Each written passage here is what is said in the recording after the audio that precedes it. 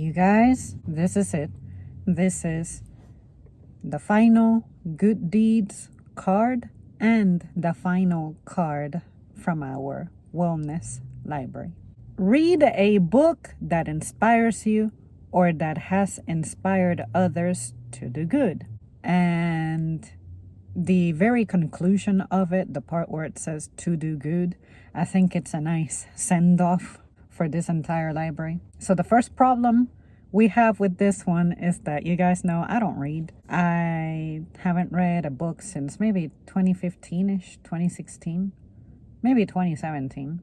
Although it was written by a celebrity, like an actress, I did find some of it inspiring because it taught me someone's progress through their career, their relationships, and how their relationship with people who didn't like her before evolved, and just how small the world is, I guess, because you never know who is going to introduce you to whom and how that's going to change your life. And the books that I believe would be most influential for me as an adult would probably have to do with self-development, self-management. I think that the reason I don't read books is because I don't have a structured setting that's conducive to learning. When I was in school, of course, the library is right there. You are in a classroom. Classrooms have books. It makes me want to read more. But as an independent adult, I feel like the reading I do is more auditory. I like to read people's thoughts a little more, although they're not always structured, but at least in my mind, because I have the skills from school still following me, I will automatically edit in my brain whatever it is that they're saying. By editing, I mean whenever someone struggles to find a word and you can fill in the blank, or maybe they tell you something backward, and I'm like, don't worry, my brain auto-corrected it already. I know what you meant. I also think that the category that used to interest me as a teen was science. As an adult, science is still very influential for me, but maybe not as formal as before. Like, I can't say that I would actively read a geology book now. I think I would rather read something that has to do more with people and how we got here. Say, political books, which I never thought I would get into politics, but lately, because I want to understand the origin of things, such as the origin of corruption, the origin of how people ended up with the kind of housing they're in, the origin of people's financial problems, etc., then naturally I'm gravitating toward those because those are things that affect me. But I also think that another book I would find inspiring is a book about people who they embraced their issues and got by, and ultimately at the end of the day everything was fine, even if they didn't accomplish anything big. Because that's where I'm at now. Nobody can convince me to just push myself more, push myself harder. For what? I haven't given that a meaning.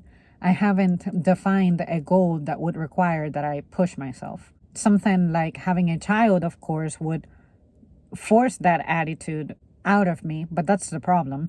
Something catastrophic needs to happen to change me.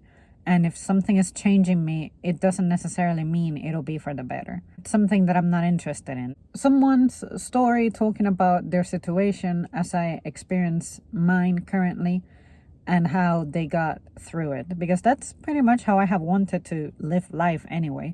I just want to get through things, preferably comfortably, but sometimes the meaning of comfortable would mean that you would have to sacrifice other things, and those other things I would have to sacrifice are not negotiable.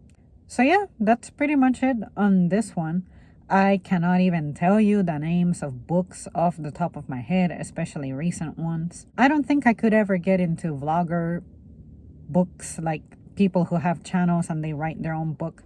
That's not really my kind of content. Again, this one actress whose book I read, I read it because it was someone who I was curious about, because I had always respected them. And when you follow them, it's like, okay, you can only see them from a distance, but to have stories of them from when they were a kid, that was particularly fun because this person comes from a family that was very close knit, close together, something completely unlike anything I have had. And I thought, okay, this is what a person with a family, how they perceive life, how life treats them. And I can also see how they're spoiled in certain ways. Like, there are some things that they express devastation over that, in my eyes, I look at it as a first world problem. And I'm like, the stuff that this person expresses frustration over, I would never feel frustration over. And then I think about how, given that I never was treated like a queen, like a princess, or like a diva, then only someone who grew up with a daddy who had spoiler tendencies would probably behave that way. But yeah, ultimately, it helped me to be more confident in myself because everybody's path will look inevitably different. And just because you're underprivileged, it doesn't mean that your life is not worth living or it doesn't have as much value. I hope that made sense, you guys. You guys know that I'm not very good with the topic of books and I haven't had the calling for it yet to start reading, but I may. I've been observing one of our managers during his break. He's been picking up some books. I'm not sure what he has been reading. I know that he wouldn't mind if I asked him, hey, what are you reading? But I don't want to bother people. When I see you on your phone or reading a book or talking to someone else, I don't exist. I don't interject unless I have something urgent to say. But yeah, I may visit the library and see what kind of titles are out there. I'll let you guys know, should I do this, where in the nonfiction section I hang out at.